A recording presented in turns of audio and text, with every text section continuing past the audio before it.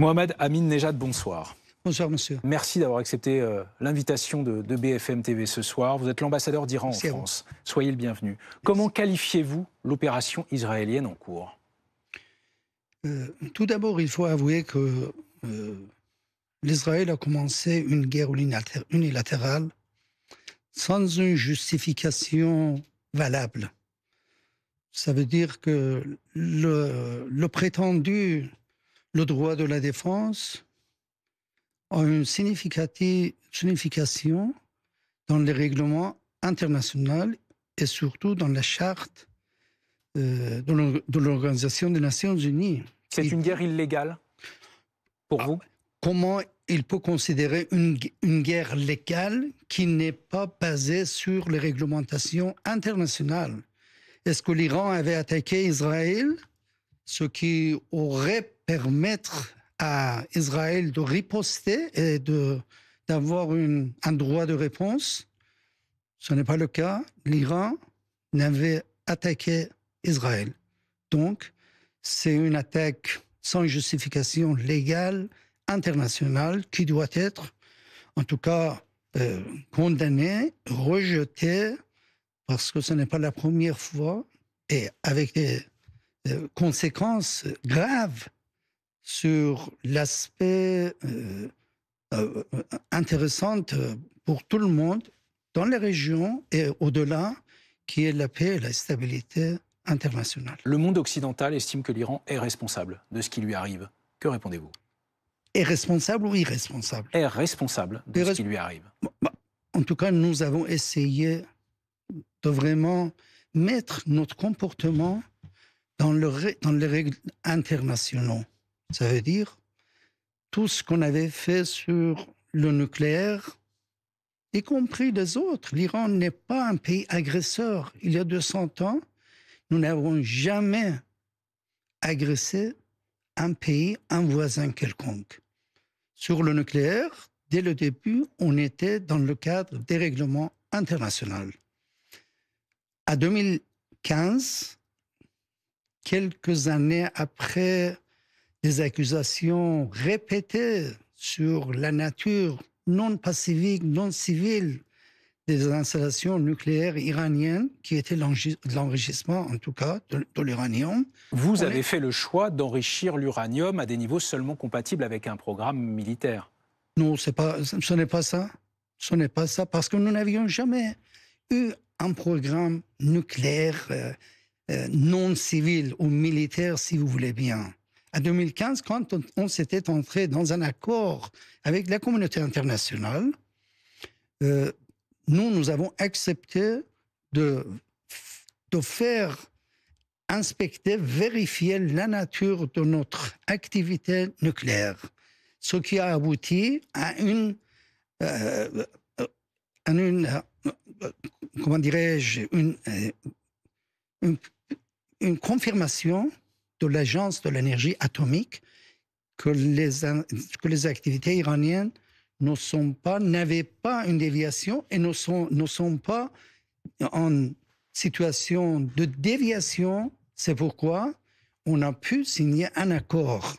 Et dans l'accord, on a accepté d'enrichir dans le cadre que nous avons accepté volontairement 3, quelques % en contrepartie d'enlèvement des embargos et des sanctions illégales, inhumaines, qui faisaient souffrir notre peuple. Mais vous nous dites ce soir, l'Iran n'a pas l'intention de se doter de l'arme nucléaire. Bien sûr qu'on dit. L'Iran n'avait aucunement, si c'était le cas... Mais qui vous croit? Qui vous croit? Bon, maintenant, vous voyez, comment on peut croire qu'un pays est dans une illégalité ou dans l'égalité?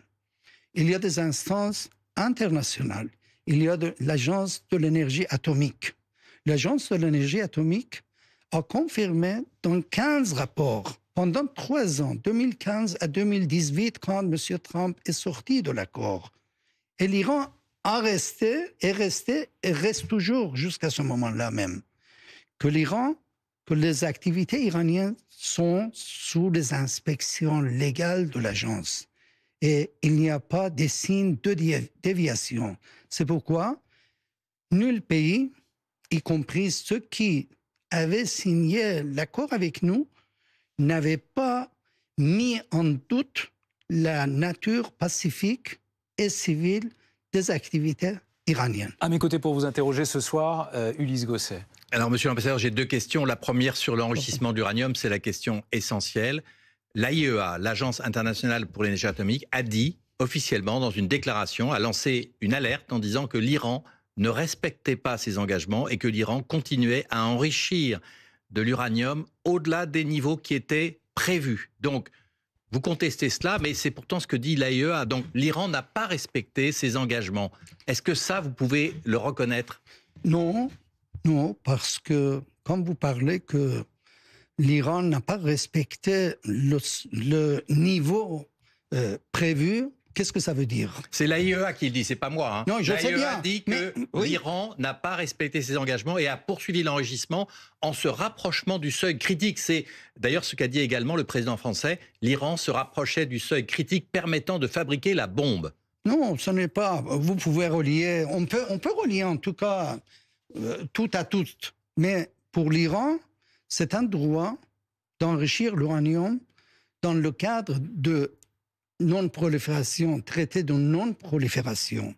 Maintenant, si vraiment l'agence fait un rapport, il faut qu'ils disent pourquoi l'Iran ne doit pas respecter ou n'a pas respecté tel ou tel seuil ou tel ou tel. Mais sinon, les inspecteurs de l'agence sont toujours présents en Iran.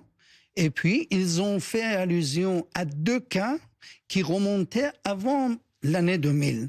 Parler en généralité. Enfin, vous contestez l'analyse de l'AIEA. Par contre, il y a une autre chose très importante, c'est que le président américain avait dit « Nous nous donnons 60 jours pour négocier ». Ouais. Et l'Iran a traîné les pieds. L'Iran n'a pas vraiment accepté d'aller au bout de la négociation. Et donc, les 60 jours sont passés. C'est ce qui a permis à Israël de dire « Le délai est terminé, l'Iran ne veut pas signer un nouvel accord ». Alors que Trump voulait un accord. Ouais. Donc, finalement, l'Iran a traîné les pieds, l'Iran n'a pas voulu signer. C'est ça qui provoque aujourd'hui la crise aujourd'hui. Mais ce qui est étonnant, monsieur, est-ce qu'un président d'un pays, à un pays souverain, peut donner un ultimatum pour faire quoi ça?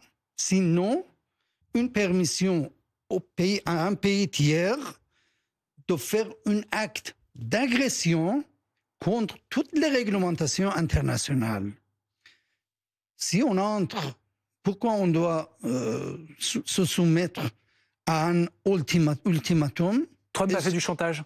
Comment? Trump a fait du chantage. Bon, je ne sais pas, il faut demander à monsieur Trump. Mais en ce qui nous concerne... Non, mais l'Iran a joué avec le feu en ne suivant pas la recommandation des 60 jours. Non. Et voilà le résultat. Si l'Iran avait voulu signer plus vite, l'Iran aurait pu signer. Il ne l'a pas fait. Est-ce que ce n'est pas ça la principale responsabilité? Vous regardez, monsieur, il n'y avait pas eu aucun accord sur la table. On était sur la table de négociation. Une négociation, nous l'avions... Déjà en 2015, avant 2015, avec les Américains, on s'était mis d'accord sur quelques critères. Et puis, après ce moment-là, on est entré dans une discussion, une négociation avec les pays européens, la Chine, la Russie et les États-Unis. Donc, il faut qu'on ait... Vous voyez, comme vous dites, vous devez faire ça à tel moment, à telle pour empêcher la guerre. Pour empêcher la guerre. Quelle guerre? L'attaque israélienne. L'attaque israélienne. Donc vous acceptez que c'est une attaque, c'est une agression, sans avoir une base légitime. Donc voilà pourquoi il faut vraiment considérer 100% d'une attaque d'un pays à un autre pays souverain, tout en violant tous les règlements internationaux. Est-ce que ce soir, Emmanuel Macron appelle l'Iran à revenir à la table des négociations? Comment? Ce soir, Emmanuel Macron appelle l'Iran à revenir à la table des négociations. Où en sont les négociations là? Pour vous, elles sont, de par cette attaque israélienne, stoppées, en pause, terminées? Que nous dites-vous ce soir? Regardons, on était sur la table de négociation. On n'était pas hors de la table de négociation. Ce dimanche, nous avions eu un rendez-vous avec les Américains. Une négociation indirecte et en accord avec l'un et l'autre. Mais c'est soudainement, dans cette instance-là, que l'Israël a agressé l'Iran. D'accord, mais là, c'est le passé. Aujourd'hui, le président français dit l'Iran doit revenir à la table de négociation et le président américain dit il faut que l'Iran revienne à la négociation. Est-ce que l'Iran est prêt à revenir à la table de négociation? Bien sûr que nous voulons revenir à la table. On était sur la table de la... Ça c'est pour un pays qui est hors de la table de négociation. Mais dans les conditions où nous nous sommes mis d'accord pour une négociation, il y a eu une agression, une attaque qui a visé nos installations nucléaires, malgré toutes les réglementations internationales et conventions de Genève. Il y a eu des tueries des scientifiques iraniens. Il y a eu des tueries des innocents iraniens. Il y a eu des tueries des commandants de l'armée iranienne. Justement, est-ce que le régime iranien... Ils étaient dormis avec la famille et leur famille était tuée avec eux. Justement. Les gens qui n'étaient pas en guerre. Justement, monsieur l'ambassadeur. Les gens qui étaient l'objet d'une action illégale, malicieuse, à l'intérieur de l'Iran. Justement. C'est ça qui a perturbé et qui a mis en cause. Et puis, il y en a les analyses que vous savez mieux que nous, comment ils ont fait que, voilà, maintenant, on considère comme 100% l'attaque israélienne, on donne une légitimité, on donne une dimension acceptable, justificable, et puis l'Iran qui est hors de la table de la négociation. L'Iran était sur la table de la négociation. Ce soir, à quel point le nucléaire iranien est atteint, à quel point le régime iranien est atteint? Je ne comprends pas.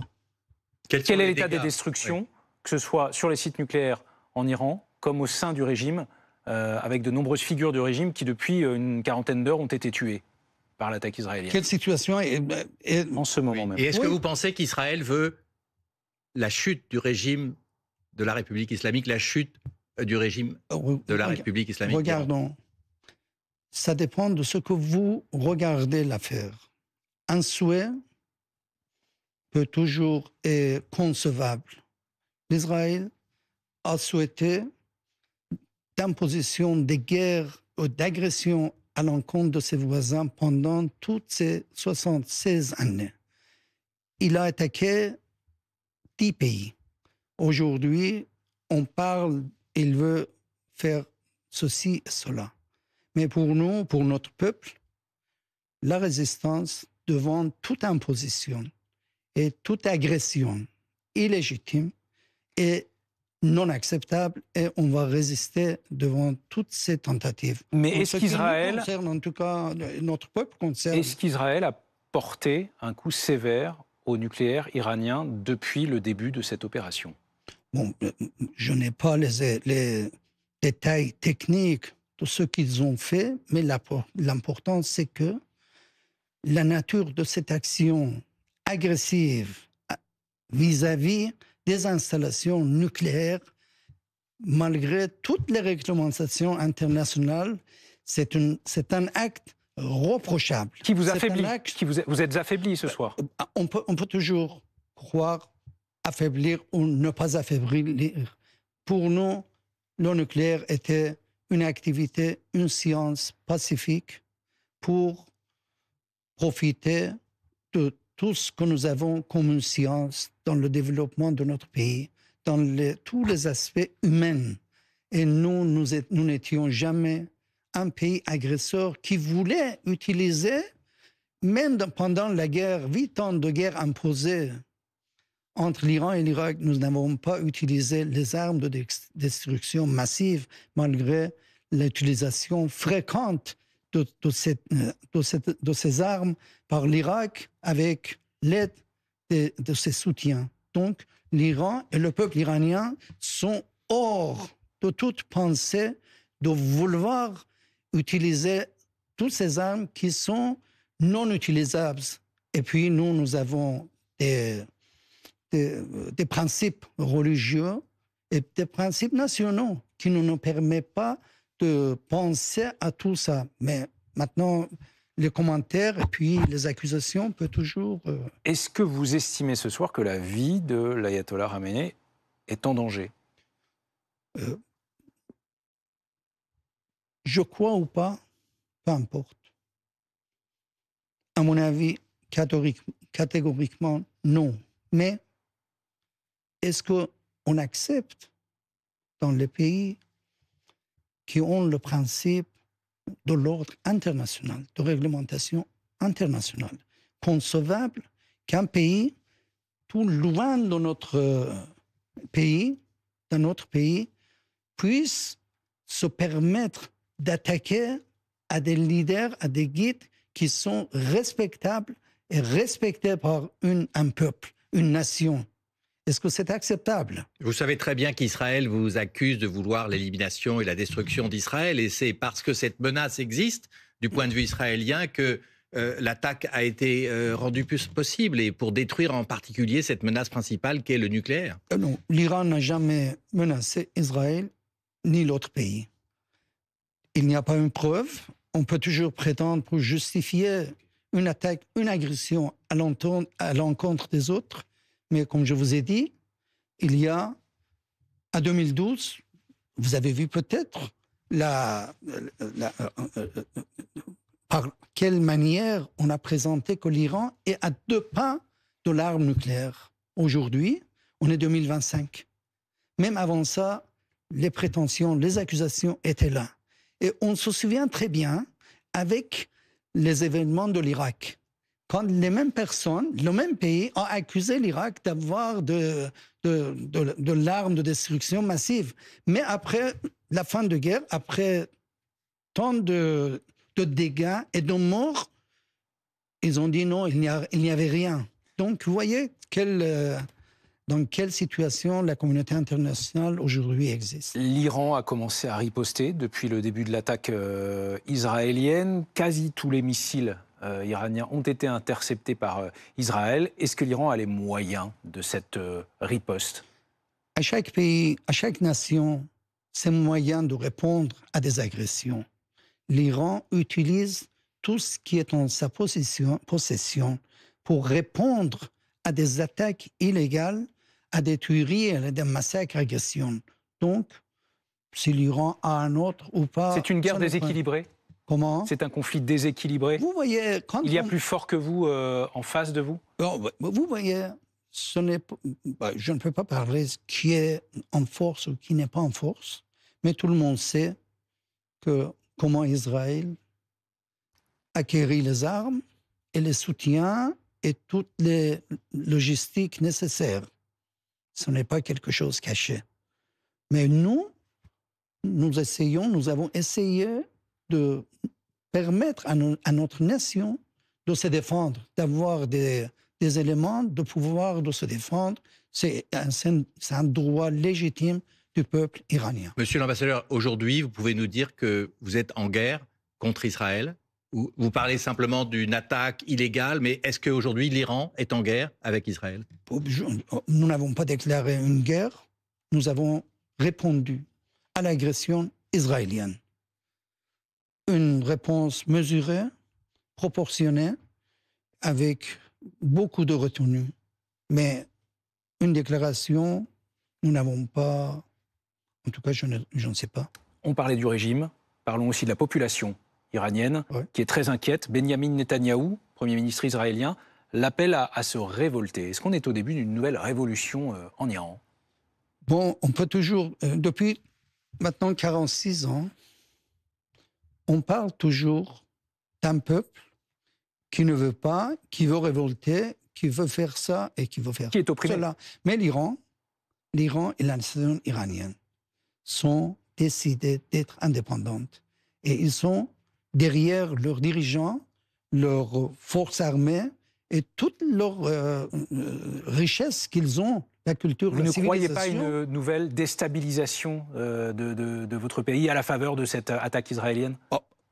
On peut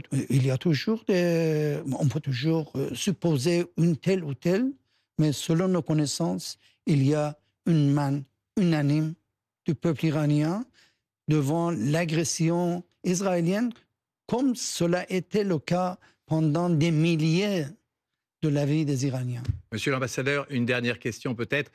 En Iran, l'un des principaux dirigeants du pays a averti la France que si la France et la Grande-Bretagne aidaient Israël à se défendre, alors la France serait considérée comme un ennemi et pourrait être l'objet d'attaques de la part de l'Iran. Est-ce que vous nous dites ce soir qu'effectivement la France, vous lancez cet avertissement aussi à la France ? Non, regardons. Parce que vous dites l'ennemi, la France, ennemi. Non, la France n'est pas notre ennemi. Mais c'est tout à fait normal. À chaque situation hostile, comme celle que nous vivons maintenant, on attend à ce que les éléments, les pays, surtout ceux qui sont responsables de la paix et de la sécurité internationale, ils sont les membres permanents des Nations Unies. Même si ce n'était pas le cas, mais ils sont des pays tenus, dans le cadre des réglementations internationales, de prendre les mesures et les positions nécessaires de ne pas faciliter. Vous ne menacez pas la France dans son implication. Donc, en tout cas, je vous dis de ne pas laisser à ce que des actions illégitimes, illégales, soient comme une monnaie d'échange partout. Donc, il faut toujours prendre une position juste et puis de permettre que la paix et la stabilité ne soient pas abîmées, ne soient pas violées si gravement qu'on voit maintenant.